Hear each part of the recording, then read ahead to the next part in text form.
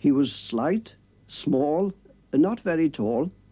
His face was pale, round, very much like the portrait painted by his friend Alfred Janes, which shows his broad brow, the large brandy ball eyes, as he himself described them, his rather bulbous nose, full lips, and the hair roughly parted in the middle and pushed back. Fair hair, almost golden, rather ringleted. Nothing I cared in the lamb-white days that time would take me up to the swallow-thronged loft by the shadow of my hand in the moon that is always rising, nor that riding to sleep I should hear him fly with the high fields and wake to the farm forever fled from the childless land. Oh, as I was young and easy in the mercy of his means, time held me green and dying, though I sang in my chains like the sea.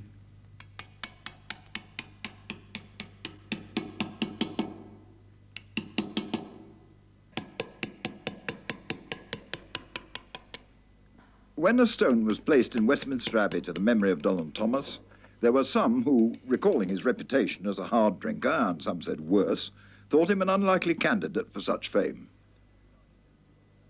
A year before he died in New York in 1953, Thomas, in a prologue to his collected poems, wrote to his readers, "A poor piece I sing to you strangers." Those who are not strangers, his friends, remember other sides of the man. He was a sad man because he could not reconcile what was in himself with what he saw around him. He tried, of course, he put on his clown act, if you like, to the public, to the people who expected it. But inside himself, he was sad because he could not get back to that childhood that seemed to him the ideal of life. Poets' Corner. By a nice coincidence, some of Dolan Thomas's early poems, even some which turned out to be anthology pieces, they get studied by school children today, appeared on this page of the long-gone newspaper, The Sunday Referee.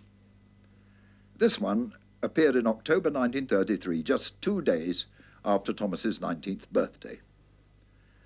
Apart from a brief period as a newspaper reporter in his native Swansea, he did nothing much in his late teenage years but fill notebook after precocious notebook with poems. At school, he'd been useless at everything except English. Words were the only thing that concerned him. His friend, the composer Daniel Jones. At 11, we were really very much concerned with words. They absorbed our lives, more or less. And we came together as friends and shared this concern with words in the form of word games, which ranged from the lowest level, you might say, of taking lines of verse from a hat and putting them together, hat poems, to more serious endeavors.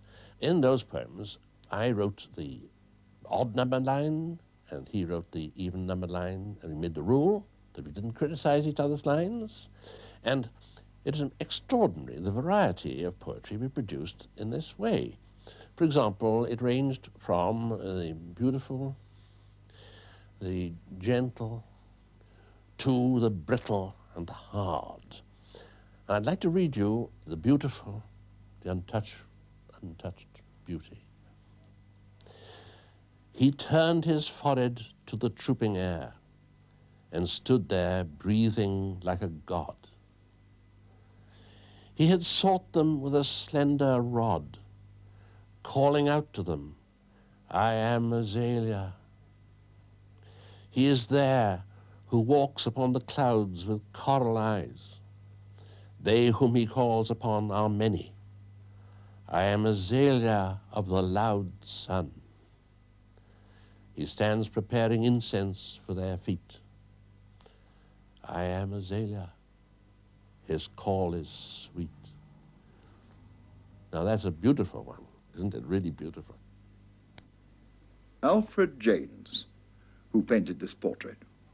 I knew Dylan's father before I knew Dylan, because I didn't meet Dylan until a few years after I'd left the grammar school. I think I first met Dylan in 1931, 32. Having been taught English at the grammar school in Swansea by Dylan's father, my memory is of an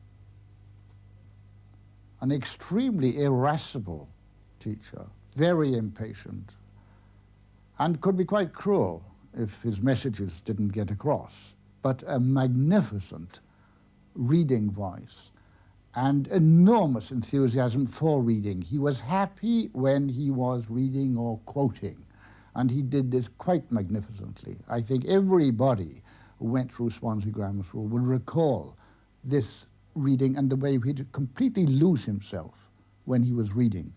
Dylan, of course, spent a great deal of his childhood at home. He was a delicate child. And we gathered from Dylan's mother that his father spent a great deal of time reading to him, bombarding him with language, bombarding him with English. One can easily see how, with a natural aptitude, constantly stimulated by his father's influence, well, he just became a poet, of course. And being a poet, Thomas took to mean living what passed in the 30s for a bohemian life. But soon it was no longer the White Rose or the Tembe or the Mermaid in Swansea, but the pubs of London, Fitzrovia and Chelsea and Soho, in one of which in 1936, in the company of the painter Augustus John, he met Kathleen McNamara. They were married the following year and went to live with Kathleen's mother in Hampshire. The atmosphere there was very clearly different from that in 5 Cumdonkin Drive, Swansea. The writer Nicolette de Vasse recalls the time. After their marriage, my sister Kathleen and Dylan hadn't got any money, so they went to stay with my mother. And I think Dylan must have liked it very much, because he said, it's so nice not being followed round the house with a dustpan and brush and being scolded. Every morning Thomas would work at his poems and then the daily lunchtime trip into Ringwood. They'd come back loaded with dolly mixtures and bullseyes, hundreds and thousands, and spearmint and licorice. And amongst that, these fizzy, sweet fizzy drinks, yeah, and like orangeade and stuff. And after lunch, they would go up to the big double bed with all these things to sustain them.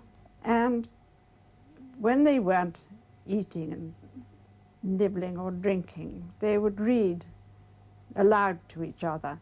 But then a bag of the hundreds and thousands burst in the bed between the sheets. And afterwards they complained for days that the hundreds and thousands were breeding in their hair. In my craft or sullen art, exercised in the still night, when only the moon rages, and the lovers lie abed with all their griefs in their arms. I labor by singing light, not for ambition or bread, or the strut and trade of charms on the ivory stages, but for the common wages of their most secret heart. Not for the proud man apart from the raging moon I write on these spindrift pages, nor for the towering dead with their nightingales and psalms, but for the lovers, their arms round the briefs of the ages, who pay no praise or wages, nor heed my craft or art. Thomas never quite showed that part of his character which was a bit like a spoilt little boy. He never really learned how to take the top off a boiled egg. Dylan got a cold and went to bed, and he asked my mother for bread and milk, and she broke up the bread in very rough pieces. And he didn't like that, and he said, You must do it like my mother does it, in little cubes. And in Larne, when he had a bad hangover, Kathleen used to lock him into his room with bread and milk, which is what he really liked, and sometimes he would just live on it for days. And he liked being locked up like that. Like, I think he felt secure, like an egg in a nest. And some people have said that if that cure had been forced on him in America, he might have survived that disastrous trip.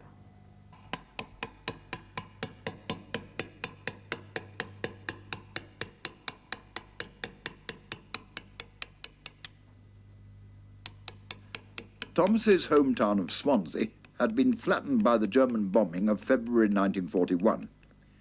In the great snows of 1947, the poet went back and wrote a classic of radio, Return Journey. This is how he described the start of his search for the boy he had once been. Fish-railed, net-bagged, umbrellaed, pixie-capped, fur-shoed, blue-nosed, puce-lipped, blinkered like dray horses, scarved, mittened, galoshed, wearing everything but the cat's blanket. Crushes of shopping women crunched in the little Lapland of the once grey drab street, blew and queued and yearned for hot tea.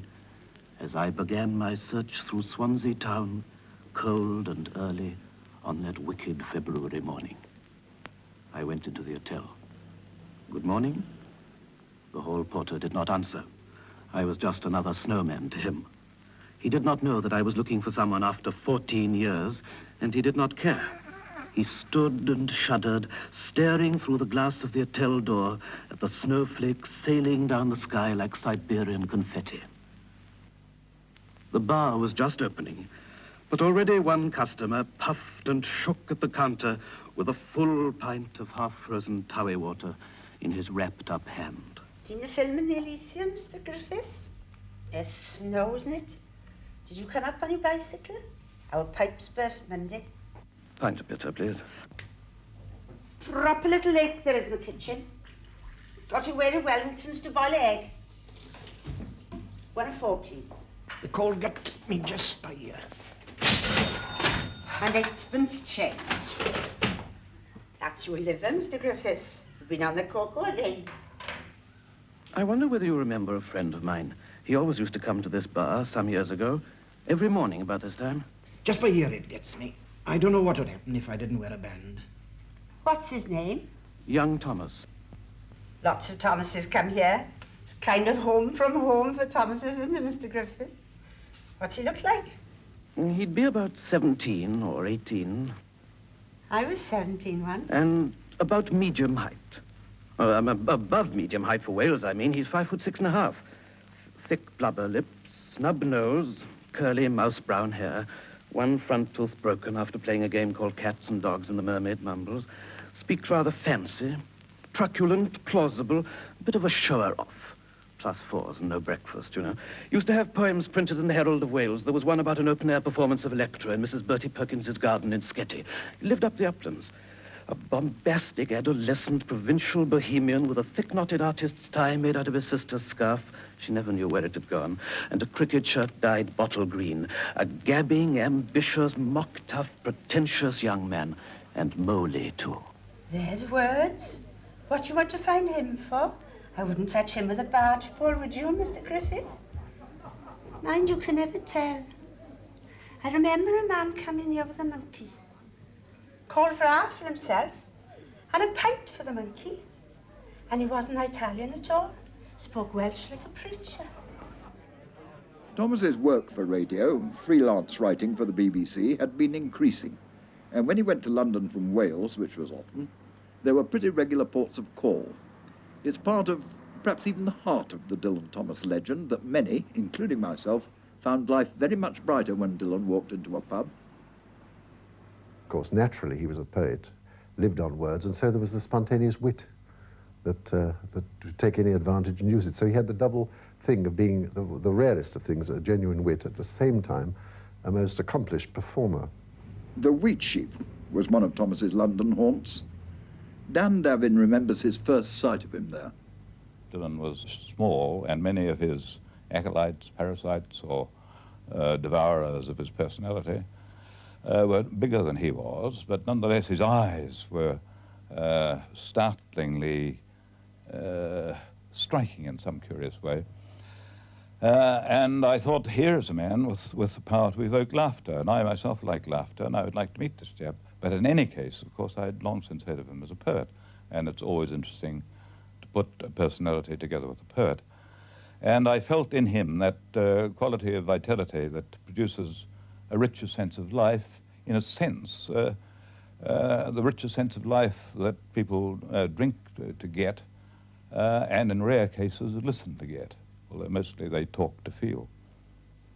This my husband said to me once, to realise we spent 5 hours in that bloody pub, and I wasn't conscious. It was Roy Campbell and Dylan, I don't know who else, and you know the rounds of half-bitters go on, you don't even notice them, but the conversation was good, and I wasn't spending 5 hours in a pub, I was spending 5 hours in good conversation. Roy Campbell was just one of the poets on the BBC staff. Another to become Thomas's close friend and to employ him regularly was Louis MacNeice. Said Dylan, Louis, mild and bitter on one side of his face, and on the other deadly courteous as a mamba. They all agreed that Thomas, seen here with yet another poet-producer, Patrick Dickinson, that Thomas was a brilliant broadcaster with a splendid voice. Dylan transformed my feelings about the poet Thomas Hardy one night in this room, standing up after we'd had a great deal to drink coming out from the pub, and reciting by memory poems of Thomas Hardy that I had never dreamt had appealed to him. And that marvellous voice of his and the depth of the feeling and the understanding of one poet for another made a poet who had previously seemed to me to be a trifle arid or reticent come alive and vocal and eloquent.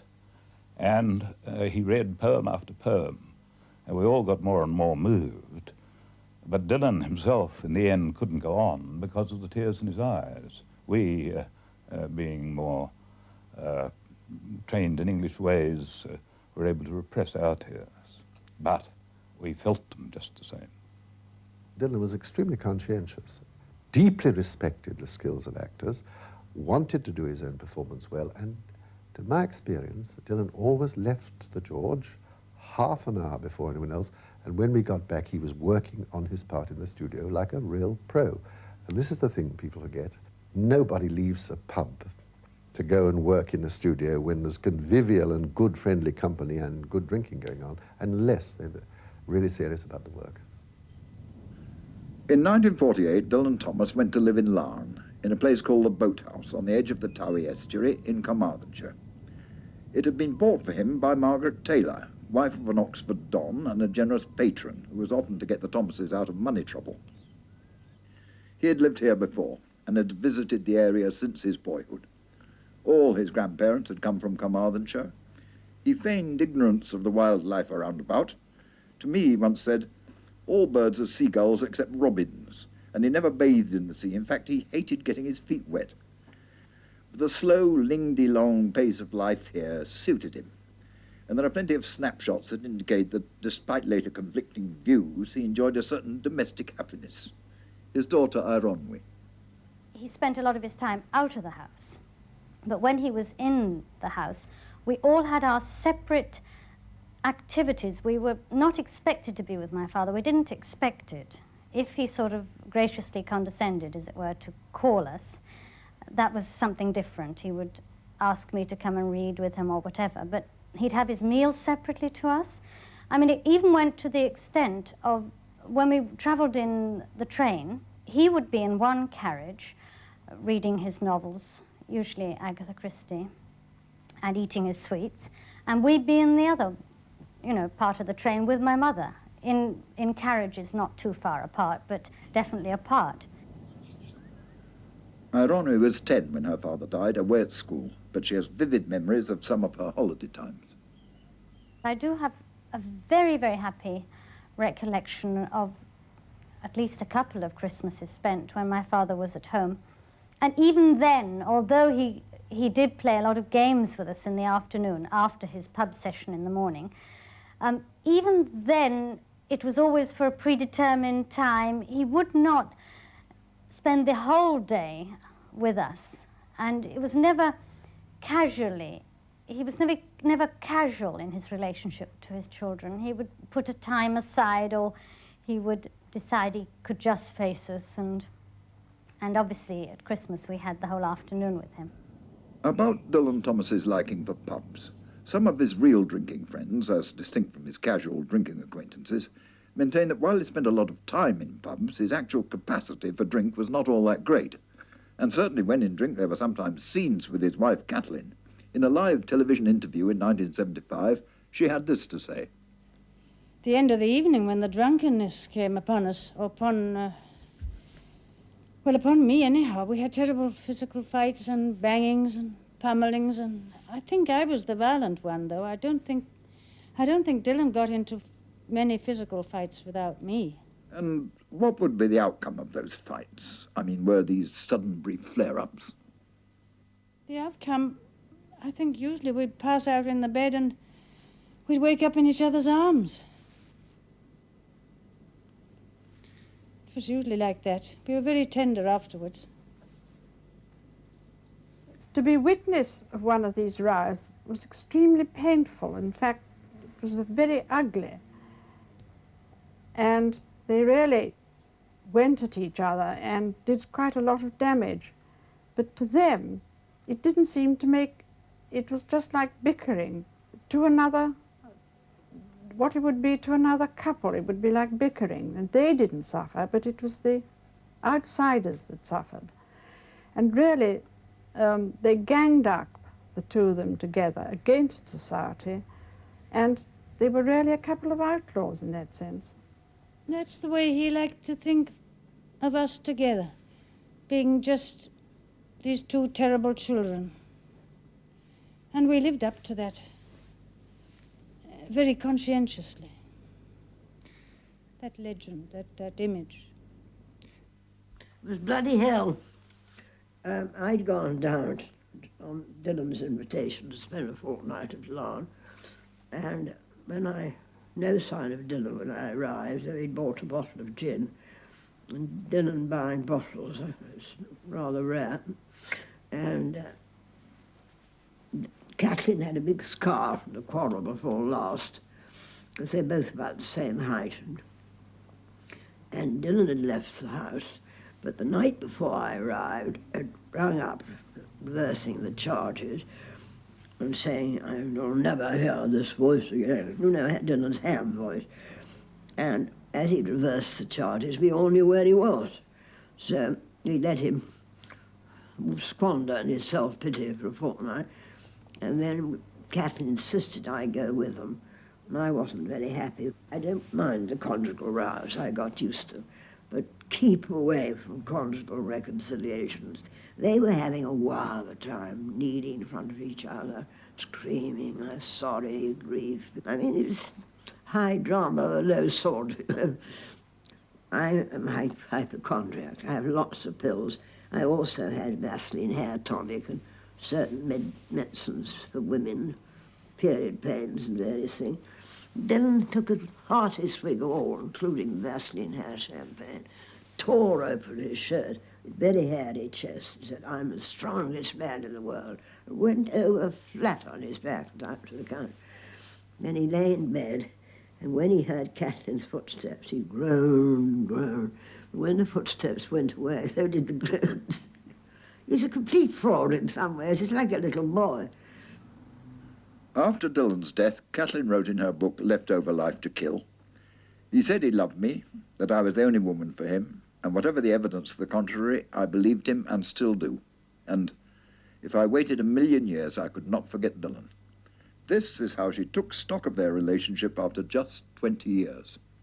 He had to have this beautiful thing in this beautiful image he had to have to come back to, I think. But I think it was largely an image in his mind, a kind of Madonna image. And I just was supposed to fit into it, however incongruous I was. Dylan, of course, adored Catlin. I mean, all this stuff about other women really didn't mean a thing in the end, I'm absolutely sure.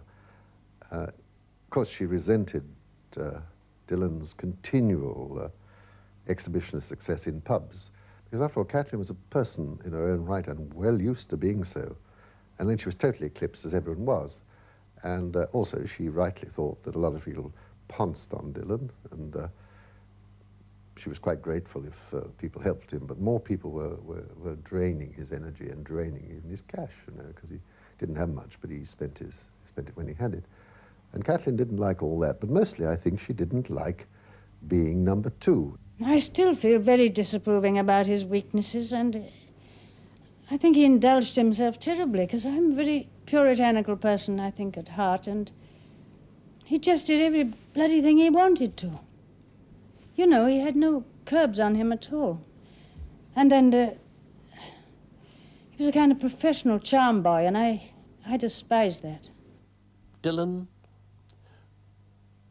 wanted very much for people to love him, and he tried to gain their love and to give them what they wished from him in this strange exterior world. The one person he could not love was himself.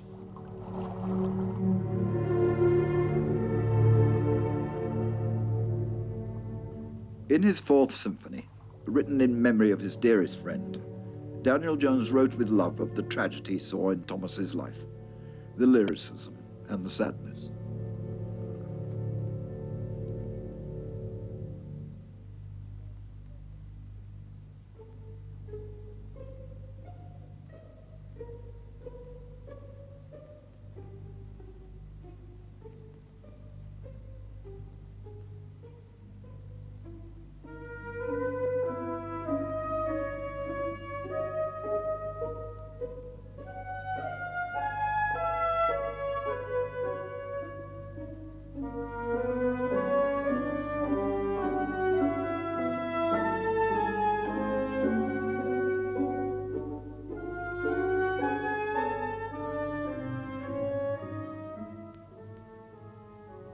It is a winter's tale that the snow-blind twilight ferries over the lakes and floating fields from the farm in the cup of the vales, gliding windless through the hand-folded flakes, the pale breath of cattle at the stealthy sail, and the stars falling cold, and the smell of hay and the snow, and the far owl warning among the folds, and the frozen hold flocked with the sheep-white smoke of the farmhouse cowl in the river-wended vales where the tale was told.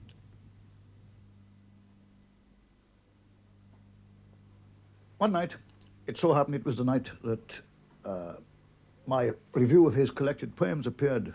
It was the first review to appear. Of all the raging, marvelous praise he was going to get, and I had said that this book was one of the publishing events of the 20th century. We met completely by accident, and he said something I will never forget. He said that he regarded it as the poet's main task to make his craftsmanship so good that it would reach out and act as a trap for that only miracle that could make his poem great. One lunchtime, I'd come back from the office and went into the Victoria Arms for my pre-lunch drink. Dylan had been staying the night. He was busily talking to the barman in a grumbly sort of a way. He didn't see me come in. And I heard him saying to the barman, who knew nothing about poetry, "Little chits of girls, little chits of girls.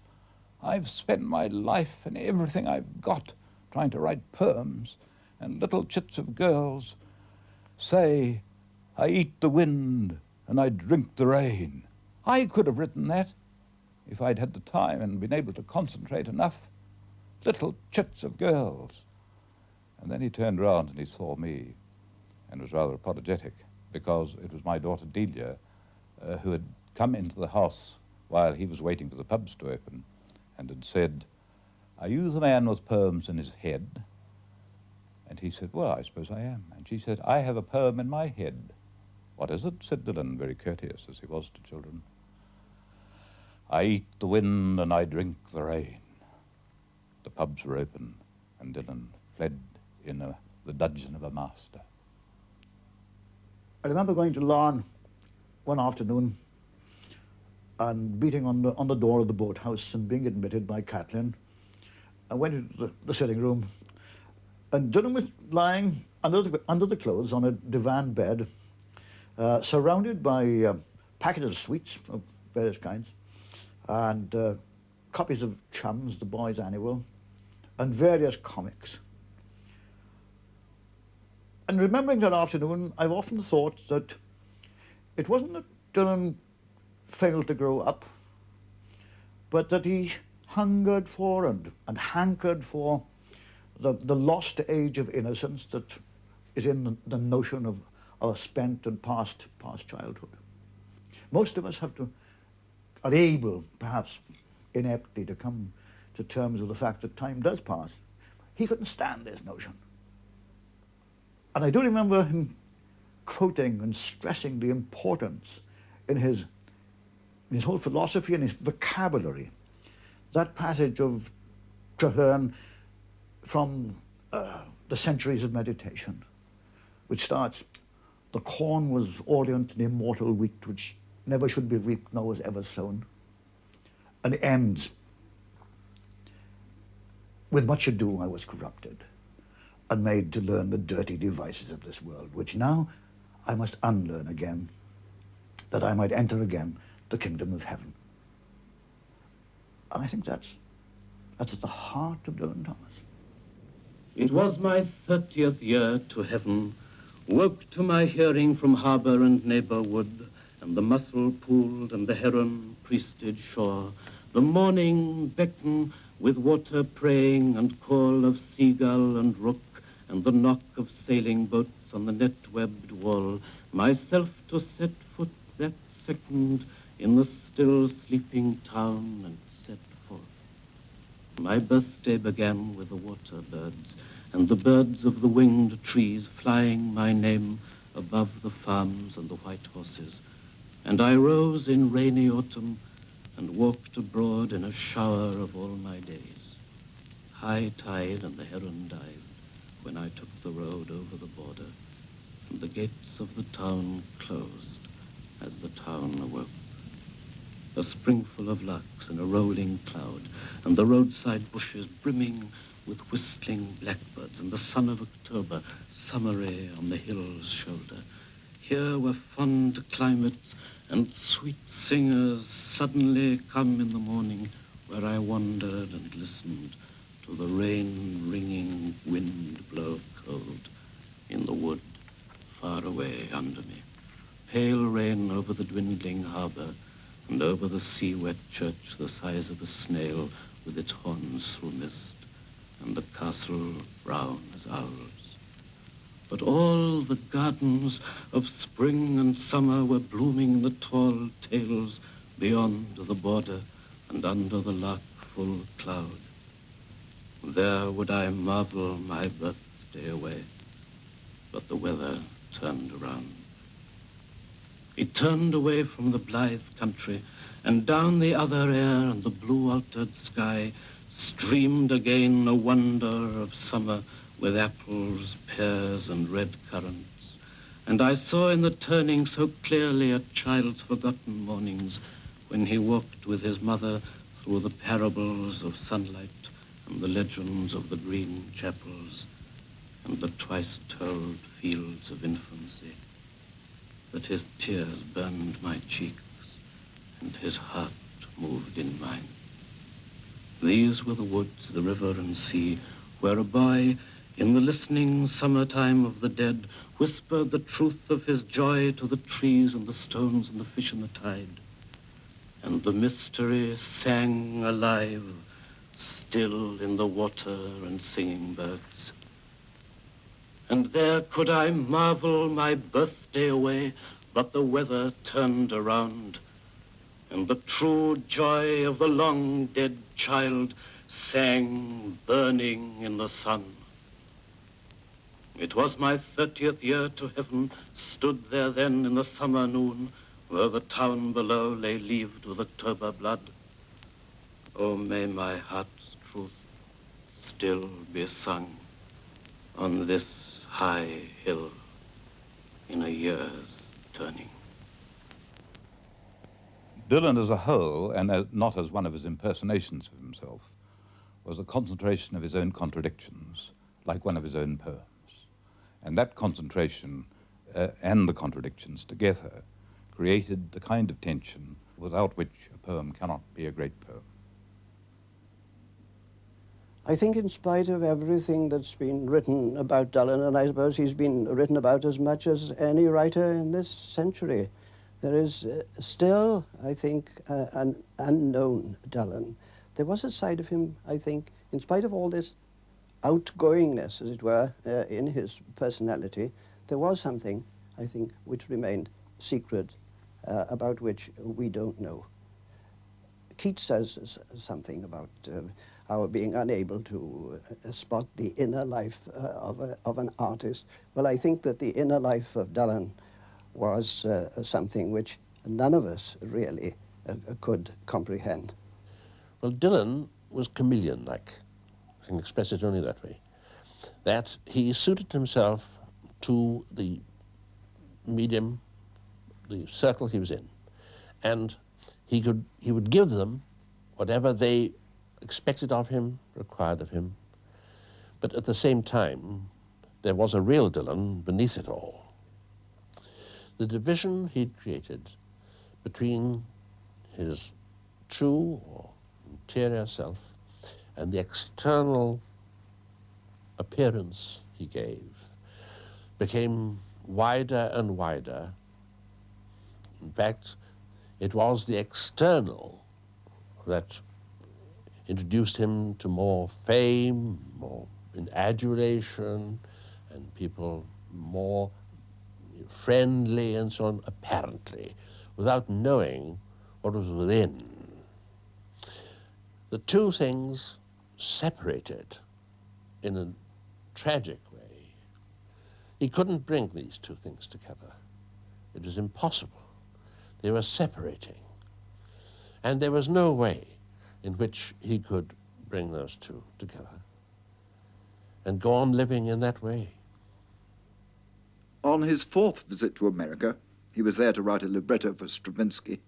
Thomas fell ill and into a coma, and 4 days later died in a New York hospital on November the 9th, 1953. His way of life had certainly not helped. Well, he was very careful not to tell me how much he was lionized and about all the women and all that. He kept that very, he soft-pedaled that to me. And he was very cunning. He always just used to tell me all the little tiny things and not very much about his success. And then always talking about the money he was going to bring home and the future plans for lovely desert islands and so forth where we were going to go after. There's a lot of fantasy there. Dylan lived in the present. The future he worried about, because I think he had some sort of doom, sense of kind of doom that was a punishment for living in the present. This I, of course, underrated and thought simply a kind of hangover neurosis, but I think it ran very deep in him, and that he felt that there was a punishment bound to ensue, and that must have had something to do with a deep scruple or conscience that underlay his power of giving pleasure. Dylan differed from life. Life always carries out its threats, but seldom fulfills its promises. Dylan hoped to fulfill his promise, and in a sense fulfilled much of the promise. But he was beaten by life, which carried out the threat of which he was, in a sense, aware. He said to me once, he said that everything is fine except myself.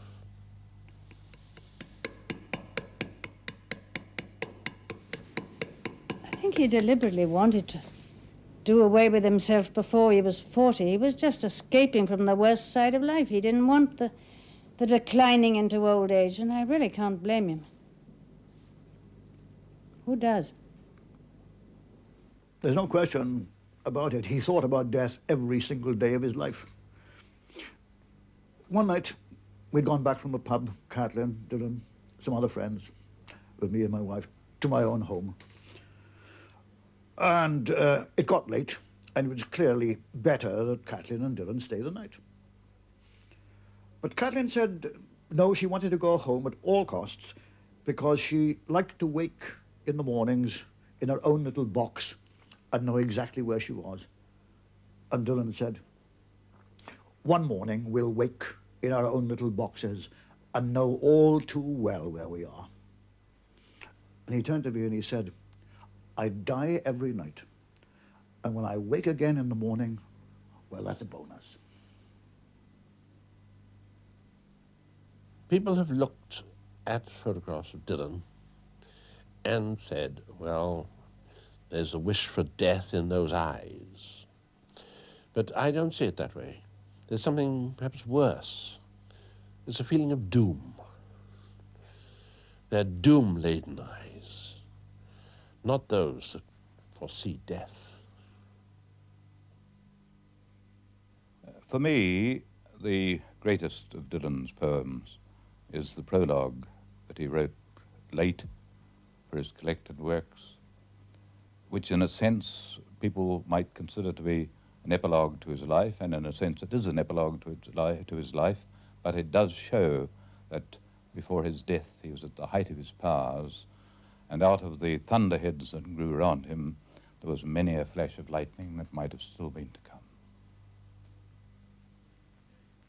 This day winding down now at God's speeded summer's end, in the torrent salmon sun, in my sea-shaken house on a breakneck of rocks, tangled with chirrup and fruit, froth, flute, fin and quill at a wood's dancing hoof.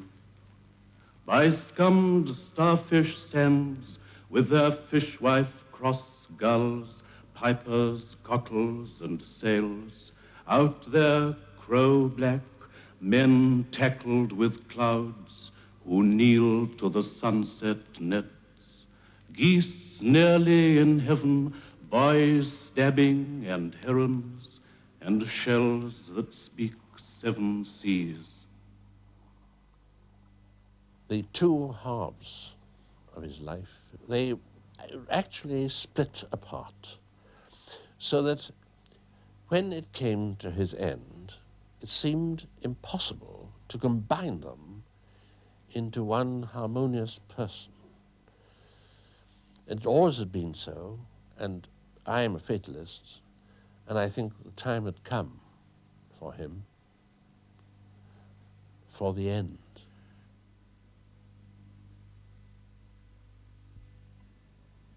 The return journey had come full circle. Dusk was folding the park around like another darker snow.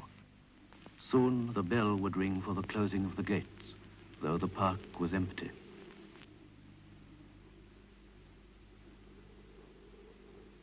The park keeper walked by the reservoir where swans had glided on his rounds. I walked by his side and asked him my questions up the swathed drives, past buried beds and loaded, utterly still, furred and birdless trees towards the last gate. Oh, yes, yes, I knew him well. He used to climb the reservoir railings and pelt the old swans. Run like a billy goat over the grass you should keep off of. Cut branches off the trees. Carve words on the benches. Pull up moss in the rockery. Go snip through the dahlias. Fight in the bandstand. Climb the elms and moon up the top like an owl. Light fires in the bushes. Play on the green bank. Oh, yes. I knew him well. I think he was happy all the time. I've known him by the thousands. We had reached the last gate. Dusk drew around us and the town. I said, "What has become of him now?" Dead? The barkeeper said. Dead. Dead. Dead. Dead. Dead. Dead. Yet, though I cry with tumble-down tongue, count my blessings aloud, 4 elements and 5 senses, and man a spirit in love, tangling through this spun slime, to his nimbus bell-cool kingdom come, and the lost moonshine domes, and the sea that hides his secret selves, deep in its black base bones, lulling of spheres in the seashell flesh, and this last blessing most, that the closer I move to death, one man through his sundered hulks, the louder the sun blooms, and the tusked ramshackling sea exults, and every wave of the way and gale I tackle the whole world then with more triumphant faith than ever was since the world was said, spins its morning of praise. I hear the bouncing hills grow locked and greener at berry brown fall, and the dewlark sing taller this thunderclap spring, and how, more spanned with angels, ride the man-souled fiery islands.